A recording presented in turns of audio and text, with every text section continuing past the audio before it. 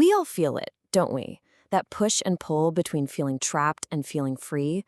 Well, today we're going to dive into a really profound ancient text that gets to the heart of why we feel so bound and, more importantly, how we can find true liberation. So let me start by asking you something. As you go through your day, are you the main actor, totally caught up in the drama of it all, feeling every single high and every crushing low? Or do you ever get that strange feeling that some part of you is just kind of watching the whole show? That very question is the key that unlocks everything we're about to explore. Right off the bat, this text throws a huge curveball at our whole idea of reality. It says that this emotional roller coaster we're on, all the grief, the happiness, the stress, it's basically like a dream. You know how a dream feels so incredibly real while you're in it? That's the idea. It's not saying your feelings aren't valid, but it is suggesting that the world they're attached to isn't as solid as we think. Okay, so if life is like a dream, then what's keeping us locked in? Why do we feel so bound? Well, according to this text, the whole problem comes from a deep misunderstanding, a kind of spiritual ignorance. And this spiritual ignorance, it has a name, avidya. The text calls it beginningless. Think about that. It's not something you just picked up one day. It's described as our default setting, this fog that makes the dream feel like the only reality. And that right there, that's the root cause of feeling trapped by everything life throws at us. So what you have here are these two big opposing forces. On one side, you've got ignorance, or avidya, pulling you deeper into the dream. And on the other side, you've got knowledge, or vidya, which is the key to waking up. Our entire journey, really, is about choosing to move from one to the other. Now, to help us wrap our heads around this internal struggle, the text uses this beautiful, timeless metaphor. It's the story of two birds living in the very same tree. So, picture this. There's a tree, and that tree is your body. Living in this tree are two birds. They look exactly the same, they're friendly, they share the same home, but their experience of being in that tree couldn't be more different. And here's where it gets really interesting.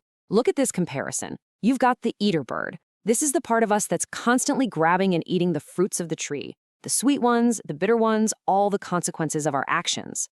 This is our ego, tangled up in ignorance, forever riding that wave of joy and pain. But then you have the witness bird.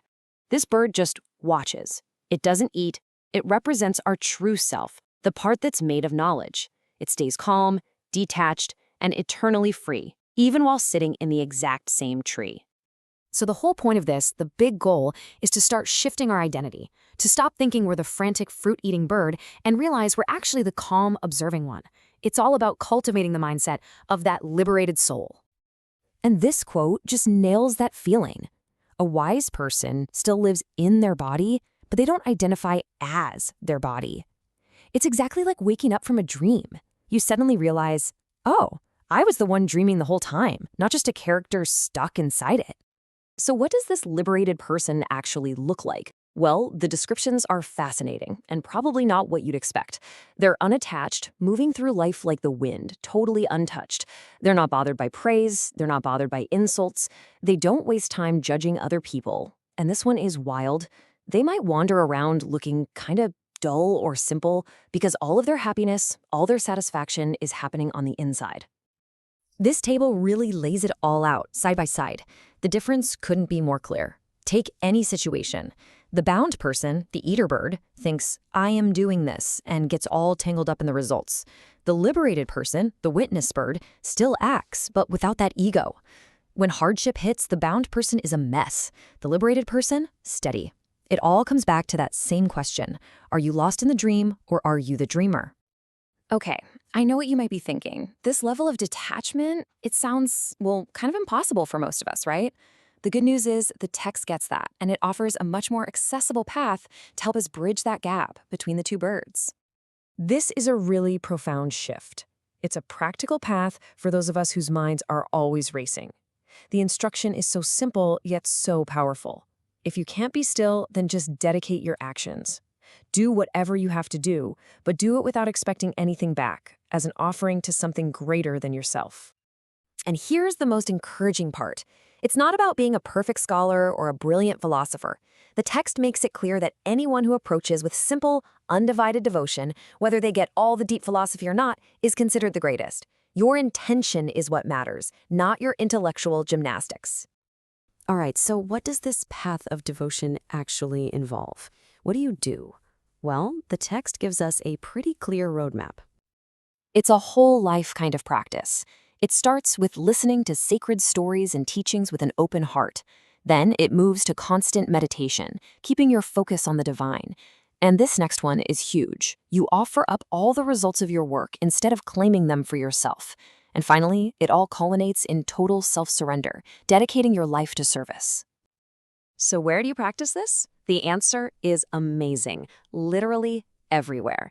This isn't something you only do in a church or a temple. The text says you can practice devotion in the sun, in fire, in a wise person, in a cow, in the sky and the wind, in the earth, in your own soul, and in every single living being. The entire universe becomes your sanctuary. This leads to one of the most powerful and maybe one of the most challenging ideas in the whole text. What should you offer? The answer is whatever is most dear to you. By taking the very things you're most attached to and offering them up, you actually transform that attachment. It becomes the very thing that sets you free. And so it all comes back to that first image, doesn't it? The two birds in the tree. Every single thing you do, every thought you have, every choice you make, it's like a piece of fruit. And in every single moment, you're deciding which of those two birds inside you gets to eat it. So the question this ancient guide leaves us with is a really simple one. Which bird are you feeding?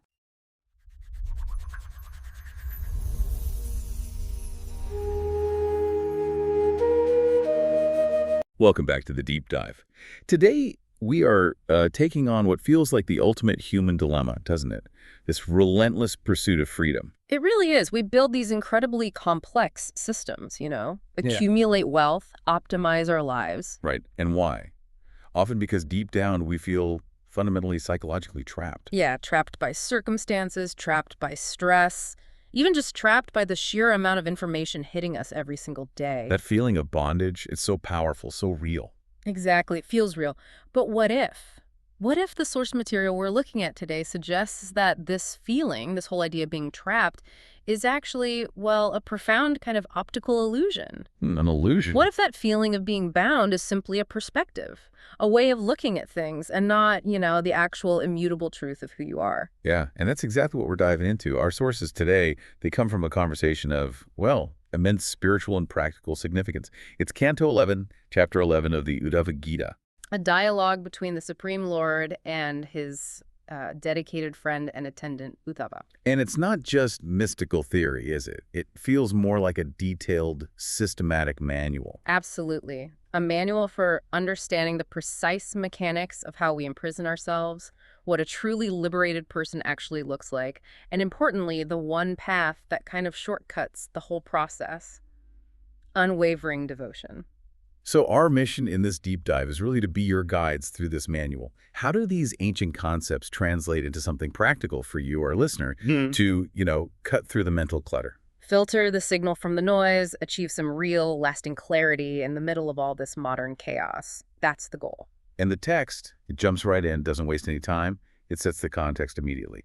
The Lord says up front that this whole distinction between bound, badha, and liberated mukta is fundamentally suspect. It's just an explanation, he says, rooted in the three material modes, the gunas. That's a revolutionary way to start. It really is. He insists these labels are navastuta.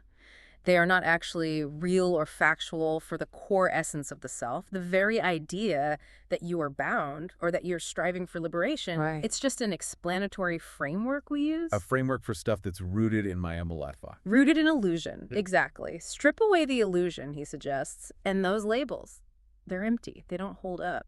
Okay, so if this whole project of suffering and freedom is, at its root, an illusion, we really need to understand how it works. Where does our daily suffering, the stuff that actually keeps us up at night, where does it come from? Well, Shloka 2 gives us a list, a kind of diagnostic list of fundamental human experiences. Grief, yoga. Delusion, moha, happiness, Yes, right. sukham, distress, dukkam, And that core tendency we have to identify with our physical bodies, kapati. and the diagnosis for all of them. Products of illusion, mayai, all generated by illusion. And this is where that really famous psychological parallel comes in. The dream analogy. Exactly. He compares material existence, our sasitya, directly to a dream, svapna. So in the dream, the self has this false conception, Katya, of what's real. Right. But just like the dream, the experience itself is natu vastavi. It's not truly real, not in the ultimate sense. Let's unpack that dream analogy for a second because it's so powerful. Mm-hmm. When you dream you're falling, right? The terror, the adrenaline rush, even the feeling of impact, it feels 100% physically and psychologically real in that moment. Absolutely. You feel it. But the second you wake up, that entire structure of fear, it just dissolves. Poof, gone. We accept that the ghost in the dream or the monster was manufactured by our minds. And the text is suggesting that our daytime worries, our bills, our deadlines, our ego battles, all that stuff, are maybe just more persistent but equally manufactured dream ghosts. That's a challenging thought. It's the critical insight, though. Our suffering is rooted in misidentification. We think the dream is real. So the next question is, how does one person stay stuck in the nightmare while another manages to wake up? And Shloka 3 brings in the Lord's two primary energies, or forms, panyu. Vigya, which is knowledge, and avidya, ignorance. Okay, so Maya is the big picture, the overall power of illusion, but it manifests in these two specific ways. Precisely. Avidya, ignorance, is the energy that pulls us deeper into the dream. It causes bondage, bandha. Amvidya. That's the counter energy, the one that helps us wake up. It causes liberation, mukha. And importantly, they're both described as tools of the Supreme, applied to embodied beings, sharinam. So the universe isn't inherently hostile then. It's just providing two paths, one deeper into the drama, the other towards the exit. That seems to be the implication. And Shloka 4 then clarifies the core identity of the living entity, the jiva. We are fundamentally a part of the Supreme. But we're caught. Caught by anadi, avidya, beginningless ignorance. Notice that word, beginningless. Meaning it's been going on for a very, very long time. Vast, perhaps incomprehensible, but crucially not eternal. If it were truly eternal, liberation would be impossible. But since it's caused by ignorance, avidya, it can be ended. By knowledge, vigya. Exactly, by knowledge. So, okay, we're pure souls wearing a very old, very convincing suit of ignorance. And this leads to this central philosophical puzzle in Shloka 5. The paradox, yeah. The bound and the liberated. Despite having totally opposite experiences, they reside in the exact same foundation, Ikadharmini. But possess opposite natures, Virudhadharmiyan. This point really makes you stop and think. Imagine, say, two people in the same room watching the same news flash about a sudden sharp market crash. Okay. One person, let's call them the bound one, immediately sees financial ruin, total loss, personal failure. They collapse into stress, fear, maybe even panic. Right. Standard reaction for many. The other person, the liberated one, sees the same data but interprets it differently. Maybe they see opportunity or they maintain detachment, seeing it as just an inevitable cycle. They act calmly, accept the outcome, whatever it is. They're experiencing the same external event. The same ikadharmini, the same foundation. But their internal realities are completely different. Mm-hmm. Worlds apart. One's in hell, the other's found freedom. It shows the external reality is neutral, really. The internal interpretation, the lens you view it through, that's everything. This internal difference, this split in perception, is captured so beautifully by that famous metaphor of the two birds, right? Shlokas 6 and 7. Oh, yeah, it's a classic. You have these two birds, they look alike, they're friends, Subrevadasa Sakayo, and they share a nest in the same tree. And the tree represents the body, material existence. Exactly, the whole setup. Now, bird number one is the active one, the consumer. It's busy eating the pipala fruit, katatsi pipalanam. What's the pipala fruit represent? It's the results of actions. The sweet and sour fruits of karma, you could say, sense gratification, the rewards, the punishments, everything that comes from engaging with the world on that level. Okay, so bird 1 is fully engaged, eating the consequences. What about bird 2? Bird 2 is the detached observer. It doesn't eat niran api, it just watches. But interestingly, it's described as being greater in strength. Balinabriyan. Stronger because it doesn't eat. Its strength lies in its detachment, its self-awareness. This bird represents the liberated soul, or perhaps the super soul within, the self that has recognized its true nature and stopped identifying with the results of action. Its strength is its indifference, its self-containment. This totally reframes what we think of as wisdom then. The wise person, the vidvan, isn't the one who knows the most facts or has the most experiences. No, the wise one is the non-eater, apipalada, the one who knows both the individual self, atmanam, and the Supreme Self. Wisdom here isn't about accumulation, it's about stopping something. It's about recognizing the game and choosing not to bite into the fruit of consequence anymore. Which leads directly to the psychological state of the wise person described in Sloka 8. They might be physically in the body. The hasta pay. But mentally, they don't see themselves as the body, not the hasta. They've had that moment of clarity, like someone waking up from a dream. While the ignorant person, the kumateda, stays in the dream state, sapnadik, fully convinced they are the body. Right. It's like if you treat your body like a hotel room you're staying in temporarily, you take care of it, keep it clean. But if you believe you are the hotel room... then every scratch on the wall feels like a personal injury. Exactly. And this recognition, this waking up, changes how you relate to action. It leads to freedom from the doer mentality, which is covered in shlokas 9 and 10. How does that work? The wise person, described as unchanging, avakriya, observes what's happening. They see the senses, indriya, interacting with sense objects.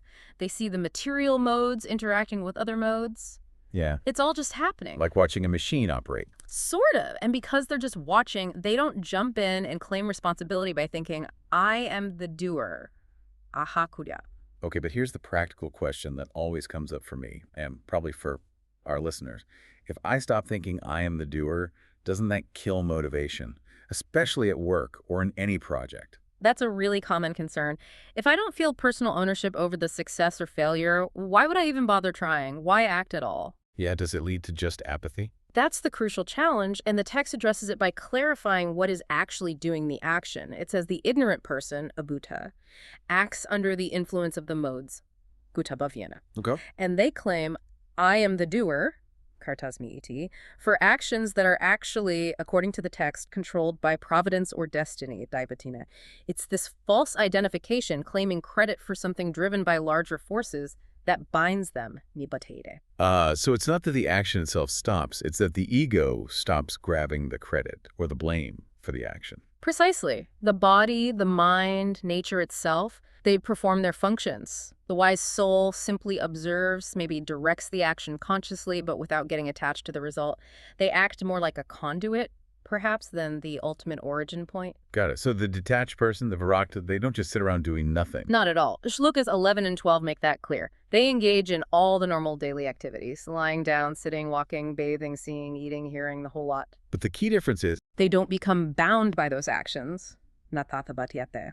They remain unattached, asasakto, even while living right in the midst of nature, prakatisto.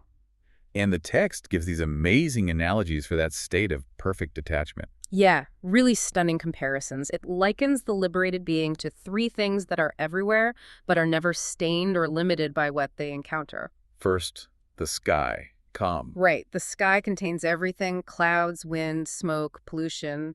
But the sky itself remains fundamentally untouched, pure. Second, the sun, savita. The sun shines on everything equally, doesn't it? A beautiful temple or a pile of garbage. But the sun's light, its essence, isn't corrupted or changed by what it illuminates. And third, the wind, anila. The wind passes through everything, touches everything, but you can't grasp it, you can't contain it. It remains formless, free. That is the ultimate picture of emotional resilience, isn't it? You're facing a stressful deadline or stuck in awful traffic. The liberated person is like the wind, passing through the annoyance without taking on its form or its negativity. Present, aware, but fundamentally impervious. That's the goal state. Achieving that kind of elemental state, being like the wind or the sky, obviously requires a pretty profound mental shift. Absolutely. And the next section delves into the framework for that, focusing on the realized sage, the muni. It starts, in Shloka 13, by emphasizing intellectual maturation. Maturity of knowledge, Vaishretti. That has to come first. Yes, along with the destruction of attachment, asanga, and using a sharpened intellect, shitaya, to cut through all doubts. And when that happens, when knowledge matures, attachment drops and doubts are gone. Then, the text says, one naturally withdraws from the sense of diversity, nanatvad vinivartit. The illusion of diversity. What exactly does that mean? It's the feeling that things are fundamentally separate and opposed, that my suffering is totally distinct from your happiness, or that my success is the opposite of my failure. The sage sees through that. The sage sees all these apparent dualities as just different reflections, different facets of the same underlying reality. It's again like the person waking from a dream, Pradabuddha Ivasvapnan, who suddenly recognizes the unity behind all the scattered, disconnected elements of the dream. That mental purification, seeing the unity, allows for complete liberation while still in the body. That's Sloka 14. Right. The sage is described as completely liberated, Vinarmukto, even while physically dwelling here. Why? Because the functions, the vitaya, of their vital energy, their senses, mind, and intelligence, are entirely free from desires. Vidasakolpo. The inner engine isn't driven by wanting anymore. Exactly. The steering wheel is detached from the engine of desire. And the real test, the proof of this inner peace, is how they react to external life. That's Sloka 15. The litmus test, yeah. The wise person, the Buddha, is completely undisturbed, naviti kriyate, whether they are physically harmed by someone violent, sesyate husara, or completely by chance honored and praised, arsaitava. Their internal equilibrium is just unshakable. Non-negotiable. In today's world, especially with social media and how polarized everything is, that state seems almost superhuman. It really does. We're so easily swayed, emotionally hostage to praise and criticism, to be equally undisturbed by both applause and attack. Yeah. That requires total self-possession. And it demands even deeper discipline in how you interact with others, which Loka 16 details. The sage, the Munyan, must maintain samadhi, equal vision. Meaning they should neither praise nor criticize the actions of others, whether those actions seem pious or impious. They just see the modes of nature, the guthas operating through everyone. They don't get caught in judging the play. Wow. The effort required just to withhold judgment, to step back from that constant urge to label things good or bad, right or wrong. That feels like the real practice of non-detachment right there. If you're busy judging, you're still eating the fruit, right? The fruit of opinion, of duality. And then comes the final instruction for the sage's outward behavior in Sloka 17, and it's maybe the most surprising one. It can seem counterintuitive. The Muni should basically refrain from acting, speaking, or even contemplating things in terms of pious or impious. Instead, they should wander about like a dull person, Vikarej Jatavat. Like a dull person, why? Not dull as in unintelligent, dull as in unengaged in the drama, uninvolved in the frantic, ego-driven competition and signaling of the external world. They are completely self-satisfied internally, Atmaramo. Ah, so because they're fulfilled within, they don't need to do or say things to prove their worth or virtue to the outside world. Exactly. They're not trying to be the hero or the expert or the moral compass for everyone else. They're just content. So to the busy, striving external observer, they might look simple, unmotivated, maybe even a bit spaced out. This inner satisfaction, this Admaramo state, really highlights the contrast with those who misdirect their energy and intelligence. And that seems to be the focus of Part 4. Yes, the text shifts here to warn against effort that doesn't lead to true realization. It starts with a really pointed critique of intellectualism that's disconnected from actual interchange. Loka 18 gives us the barren cow analogy. This feels incredibly relevant for our information-saturated age. You can be an expert in, say, Vedic sound, Sabda Brahmaniya, or maybe today, an expert in data analysis, or philosophy, or political theory. Right, you can master the subject matter. But if that expertise, that deep knowledge, doesn't actually lead you to understand the supreme, the ultimate reality, Nanyat Fardiyadi, then all that effort is in vain. it's like tending a barren cow, atinam ivarakata. The work looks important, it feels substantial, you're feeding it, grooming it, investing time and energy. But there's no milk. No milk, no true, nourishing, self-liberating result. All that academic skill, all that information we consume, if it doesn't ultimately bring inner peace and understanding, the text suggests it's just frustrating, fruitless labor, spinning your wheels. And the suffering that comes from this kind of misplaced effort or from clinging to things that don't yield real value is listed very explicitly in Sloka 19. Yeah, it says a person suffers from their own suffering, dukkha dukkhi, when they cling to and try to protect things that are inherently frustrating or spiritually bankrupt. The list is quite practical, linking high philosophy to very relatable situations. It really grounds the teaching. The 5 sources of self-inflicted suffering mentioned are: 1, the barren cow things with no real yield. Think clinging to a failing project, a toxic investment, or an academic pursuit you defend only because you've already put so much time into it. The sunk cost fallacy, basically. Exactly. 2, an unfaithful wife, asativarya, or more broadly, any toxic or dishonest relationship that drains your energy and offers no genuine connection or support. 3, a body dependent on others, dehaparadhanam. Perhaps meaning being so obsessed with health fads or external validation that you become a slave to them, losing your own center. 4. Unworthy children, asat praja. Or maybe projects, legacies, or creations that ultimately reflect poorly on you, or are built on a weak foundation. 5. Ill-gotten wealth, vitatha tirtigarn. Money gained unethically, or wealth that just sits there, never used for any good or virtuous purpose, just hoarded. And the final source of misery listed, false speech. Words that are empty, meaningless, or untruthful. Bhakti. That list is pretty damning when you think about modern life. How often do we actively choose to suffer by protecting things that are spiritually, materially, or emotionally draining us? It's a powerful mirror. And to counter this tendency, especially the last point about speech, Shloka 20 gives us a clear test for meaningful communication. What makes speech worthwhile? The wise person, Dhya, avoids barren speech, Vandigiro. Speech is considered barren if it doesn't describe something uplifting or connected to the divine.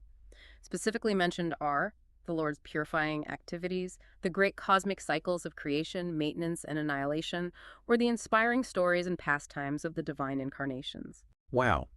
If we applied that filter, how much of our daily communication would disappear? We spend so much time consuming and generating speech that's just gossip, complaint, anxiety-fueled speculation, or sterile debate. If the filter is this purifying? Is it connecting to something larger? Is it ultimately constructive? It would certainly lead to a lot more silence, or at least more mindful communication. Okay, so for those of us who recognize we're caught in these patterns, maybe tending barren cows or engaging in barren speech, but feel overwhelmed by the idea of becoming a completely detached sage overnight, what's the path forward? The Lord offers 2 specific recommended paths in Shlokas 21 and 22. These were often referred to as the path of knowledge, jnana, and the path of action, karma. Path 1 sounds like the more difficult one, the path of inquiry. It's definitely presented as the high bar.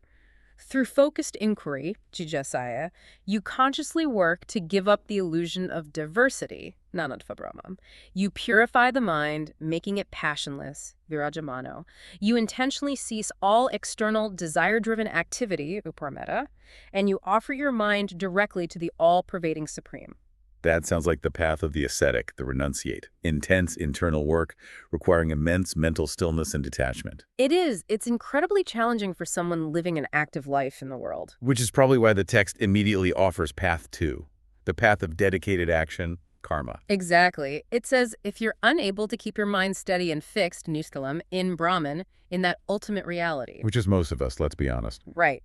Then the solution is perform all your activities, sarve karma, whatever they may be, but do them as an offering to the Supreme without expecting any personal gain from the results.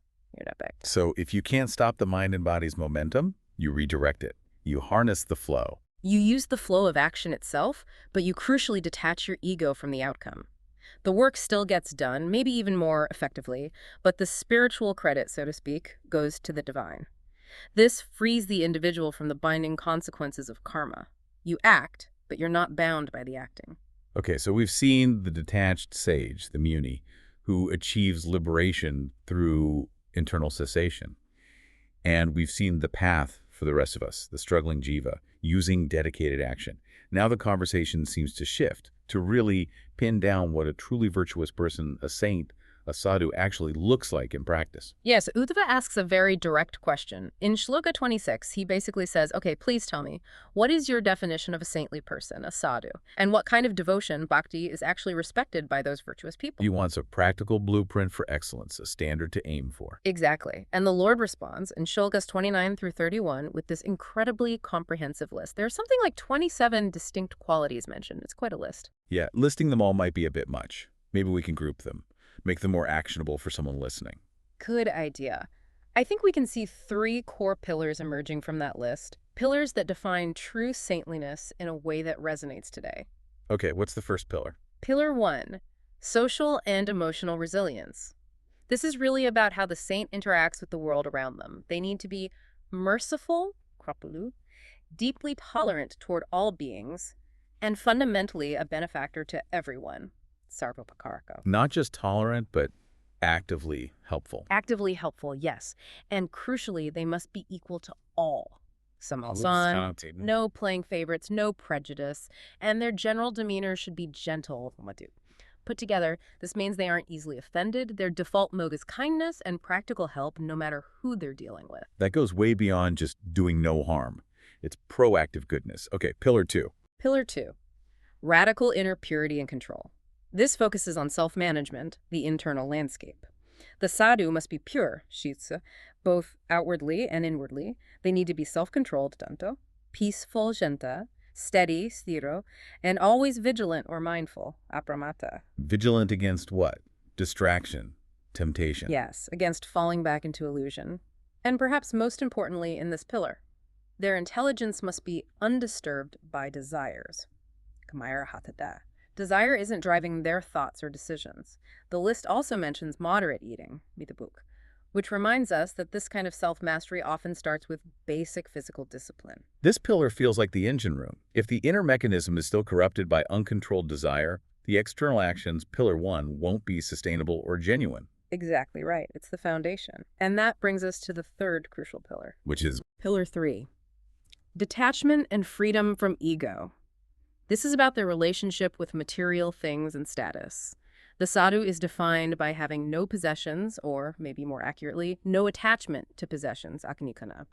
They are free from worldly ambition or striving, anihu. No climbing the ladder? No climbing the ladder for personal gain, no. And critically, they are without pride, amani, but at the same time, actively give respect to others, manada. And underpinning all this is complete surrender to the Lord, machramunyu. It's a fascinating combination described here. They are also competent, kalpal, wise, kavi, and determined, truti. Yes, they're not passive or incompetent. They have strength and skill. But it's combined with this absolute humility and lack of personal agenda. And within this third pillar, we have to talk about the jitogwan, conquering the 6 faults. Ah, yes, that's a major benchmark of character development in many traditions. The saint must have conquered these 6 fundamental psychological impediments. Which are? Lust, anger, greed, illusion or delusion, madness, often interpreted as arrogance or intoxication, and envy. Those 6 cover a lot of ground. They are really the core drivers of so much suffering and conflict. Absolutely. They're like the psychological engine of the dream state we talked about earlier. If you translate them into modern terms, lust drives obsessive desire and consumerism, anger fuels outrage culture and conflict, greed drives exploitation, illusion keeps us chasing fantasies, madness or arrogance fuels ego clashes, and envy drives comparison and resentment. So conquering them means achieving real internal sovereignty. You're not being pushed around by these reactive emotional states anymore. That's the idea. You achieve mastery over the inner world. So once someone embodies these 3 pillars, these 27 or so characteristics, the Lord then defines the highest kind of saint, the Sattama, that's Sloka 32. What makes them the highest? This definition goes beyond just being a good, virtuous person. The Sattama is someone who, even after fully understanding all the prescribed duties, Varman, understanding their own qualities and faults, they give it all up, Santeya Servan. Give up even the rules of virtue. In a sense, they transcend the rules by focusing entirely on one thing, worshipping only the Supreme.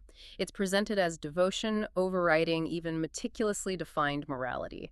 They see that the ultimate truth, the ultimate goal, is found in that singular, loving focus, which fulfills and transcends all other duties. That sounds incredibly radical. Giving up even your understanding of right and wrong to just worship. It is radical, and perhaps sensing that this might feel overwhelming or inaccessible, Shloka 33 immediately offers a definition of the greatest devotee, the Bhaktatman, in a way that's profoundly reassuring. How so? It says the greatest devotees are simply those who worship the Lord with undivided devotion, Ananya Bhavan. And here's the key part. Whether they know or do not know the full extent of his greatness, his nature, his identity, it doesn't matter as much as the devotion itself. So you don't need to be a master theologian or philosopher? Apparently not. You just need to be singularly devoted. Unwavering love and affection, it seems, trump intellectual mastery when it comes to being the greatest devotee. That opens the door much wider. Okay, so if pure, undivided devotion is presented as the most accessible, even the highest path for many, then it makes sense that Uddhava would want specifics. How do you actually do that? Exactly. And the following verses, starting around Shloka 34 and 35, give a very practical instruction set for practicing bhakti. They outline the primary, foundational acts of worship, and they're very sensory, very active. What kinds of things? Well, it involves engaging directly with physical forms and community. Things like seeing, touching, and worshiping the Lord's deity form, Maliga, And significantly, doing the same for the Lord's devotees, med bhaktajana. Seeing and serving the devotees is part of worshiping the Lord. So it's not just about a personal connection to the divine, but also connection to the community of practitioners. Very much so. It also includes the constant practice of humbly chanting or speaking about the Lord's qualities and activities, kocha karma anukirtanam, and, crucially, hearing the Lord's auspicious narrations, matkata shravan, with complete faith, shraddha. The emphasis there on hearing Shravana and chanting Kirtana seems central in many devotional paths. Why is that considered so important? The idea is that the mind needs constant immersion in purifying sound and in divine topics to counteract the noise and contamination of the material world, the dream state we keep coming back to. It's like washing the mind clean through sound vibration. It's not just about controlling your thoughts, but actively replacing negative or mundane thought patterns with positive spiritual ones. Precisely. It's like immersion therapy for the mind. And this is combined with other core practices. Constantly meditating on the Lord, med anutham, offering up all your gains, whatever successes or resources you acquire, back to the Lord. Mentally dedicating everything. Mentally, yes. And the ultimate act, full self-surrender, atmanivedanam, seeing yourself entirely as a servant, dasyana. Your life, your will, your identity offered up. That's a profound level of commitment. And the social dimension you mentioned, that comes through strongly too, right? In slokas 36 and 37. Absolutely. Devotion isn't portrayed as a solitary, grim affair. It's often exuberant and communal. The practices listed include narrating the Lord's birth and activities, Janma Karma Katana, enthusiastically celebrating the Lord's holy days and festivals, Pardava and Namudanmu, Organizing temple festivals, Mad Gotsava even, with singing, dancing, taifa, instrumental music, and large gatherings or discussions. It really highlights that spiritual life should include joy, celebration, and community connection. It's meant to be attractive, not just austere. The list also includes more traditional observances like going on pilgrimages, yatra, formally accepting initiation from a qualified guide, and observing specific vows related to the Lord, Madhya Vratatam. Then the focus seems to shift again in shlokas 38 through 40 to very practical, hands-on service. And humility seems key here. Very much so. This is where devotion gets grounded in tangible action. It talks about endeavoring, either personally or collectively, to help establish the Lord's deity form, arkstepane, maybe helping build or support a temple or place of worship. And engaging in maintenance work. Right, things like tending gardens, ujjana, parks, upavana, playgrounds, even cities and temples, mandira karme. Basic upkeep, dana service. And specifically, temple service, gahashlan, must be performed without any deceit or hidden agenda, mayaya. You do it like a humble servant, dasavat. What kinds of tasks? Simple, practical things. Cleaning, plastering, washing floors, sprinkling water. Basic maintenance done with a spirit of genuine humility, not looking for praise or recognition. And that humility is reinforced by the required behaviors. Freedom from hypocrisy, atanidvam, and absolutely no advertising or boasting about your good deeds. You do the work, offer it mentally, and then you just let it go. Don't talk about it. The focus is on the act of service itself, not the social credit you might get from it. And this section includes that really striking example of dedication. The lamp example, yeah. Not using anything that has been offered to the Lord for your own personal use. Not even benefiting from the light of a lamp, dipavalaka, that you yourself offer to him, mena payunyat niveditam. That's such a stark illustration. If I offer a lamp, I can't even use its light to read my own book by. It forces a very clear mental boundary between the sacred offering and any personal sensory enjoyment. It emphasizes complete detachment from the fruits of even devotional actions. And this principle, this boundary, really sets up the definition of the highest, most potent offering described in Shloka 41. What constitutes the highest offering? The Lord states it very clearly. Whatever is most dear idamai to you in the entire world, and whatever is most beloved to your own self, ati priyamatmano, that is what should be offered to the Lord, nivedayat. The thing you cling to the tightest. Exactly. And that specific action, offering the thing you are most attached to, because it represents the deepest sacrifice of ego, becomes fit for an eternal reward anantya kalpate. It's easy to give away something we don't care much about, or even 10% of our income sometimes. But giving away the thing we secretly hold most precious, maybe it's our professional reputation, our attachment to a particular person or outcome, our image, Offering that, the text suggests, is what really breaks the root of the ego's attachment. That's the offering that unlocks the potential for a lasting transformation. So offering our deepest attachment is key. But where does this offering happen? Does it have to be in a temple? The text seems to broaden the scope considerably here. It does, dramatically. To show that worship isn't confined to a specific building or ritual, the Lord reveals in Shloka 42 that there are actually 11 auspicious items or locations that serve as suitable altars for worship. Pada Puja Padani. It's a concept of universal spiritual presence. 11 places or things where the divine can be worshipped. Let's hear the list. It's a fascinating mix. The sun, Surya, fire, Agnya, the Brahman, meaning a spiritually knowledgeable or priestly person, cows, Gava, the Vayataba, the dedicated devotee. So elements, people, animals. Exactly. Then it continues. The sky or ether, Kam, wind, Marut, water, Jalam, earth, Bu, the individual soul itself, Atma, and finally, all living beings, Sarva Bhutani. That list covers pretty much everything. The cosmos, nature, society, the inner self, and all life. It establishes a framework where potentially any interaction can become an act of worship, if done with the right consciousness. You don't need a special building. The entire universe can be your temple. It provides a profound spiritual basis for things like environmentalism and universal respect. And Shlokas 43 through 45 then gives specific ways to honor or worship through these different altars. It's not one size fits all. Right. The method is tailored to the medium. For example, the sun is worshipped through sacred knowledge, like the Vedic hymns and understanding, vidya. Fire is worshipped through offerings, oblations. And people. The foremost Brahman is honored simply through respectful hospitality, atityena, showing kindness and welcome. And cows. Cows are served with basic care, providing grass and necessities, yavasodina. Simple, practical service. What about the Vaikava, the devotee? How are they honored? Like a cherished relative, with affection and respect, bantu satintya. This reinforces the importance of community again. Then there are the more subtle forms of worship, the heart or the sky.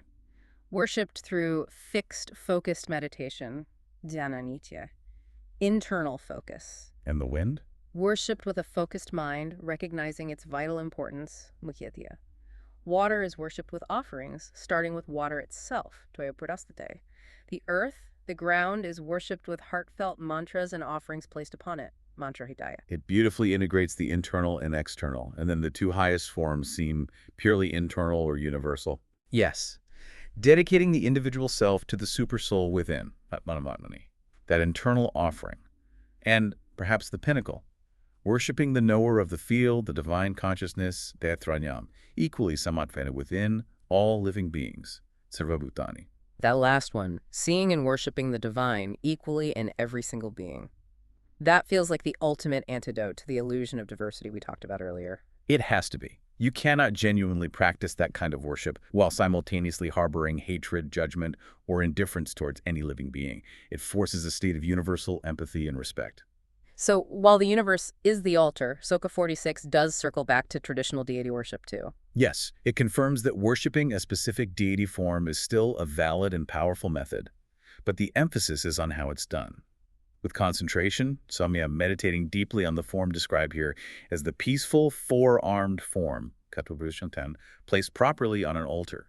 The focus is on the intentionality, the meditation within the ritual, and the reward for all this dedicated worship, whether through sacrifice, charity, pratina, or these various methods. Shloka 47 spells it out. Yes, the result is attaining pure, unadulterated devotion, sad bhaktiya, and constant, unwavering remembrance of the Lord, matsmitya, that state of continuous connection. But crucially, how is that state attained? What's the key mechanism mentioned right at the end of the verse? Through service to the saints, sadhu sevaya. So even after listing all these universal altars and methods, it comes back to the importance of the human connection, the community. It seems all paths, action, knowledge, ritual ultimately converge on or are greatly aided by satsang, association with virtuous, devoted people. That seems to be the catalyst. This critical role of association of satsanga brings us right to the final, most confidential part of this chapter.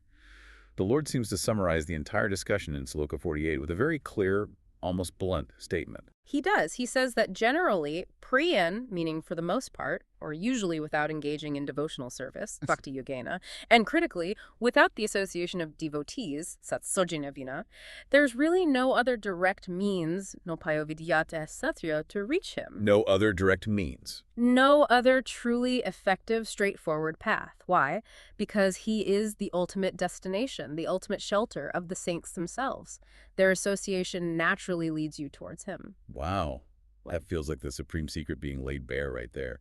After exploring knowledge, detachment, action, the most straightforward, direct, almost non-negotiable path recommended is not necessarily solitary austerity or endless intellectual debate. But simple, pure devotion coupled with actively seeking out and associating with people who embody those virtues of the sadhu we discussed. That association provides the environment, the shelter, the positive reinforcement needed to break free from the illusion. It acts like a shortcut, sidestepping some of the immense difficulty of pure mental cessation on your own. That seems to be the implication. You don't have to navigate the dream world entirely alone. You can surround yourself with others who are already awake, or at least actively waking up. Their clarity and focus become contagious, supportive. And the final verse, 49, really seals this idea that the deepest wisdom comes through relationship. It does. The Lord prepares to tell Uddhava the supreme secret, Paramadguya, something described as most confidential, Sukopyam.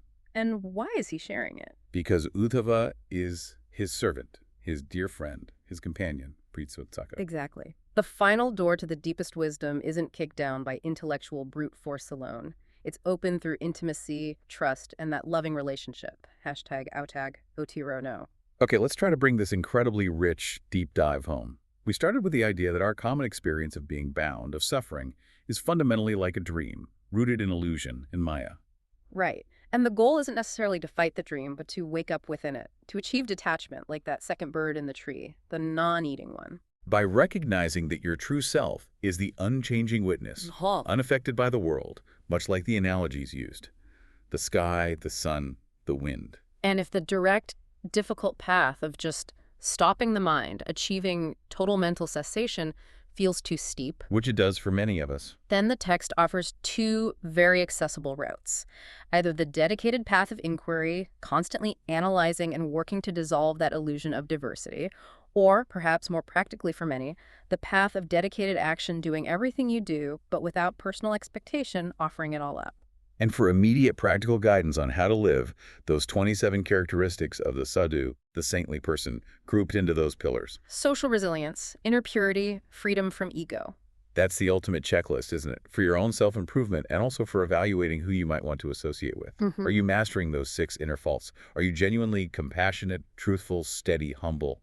Those are the real benchmarks of a liberated life, according to this text. And ultimately, woven through all these paths, the source material offers this profound conclusion. The most effective way to reach the highest knowledge, the highest destination, is streamlined. It's not necessarily about heroic solitary effort.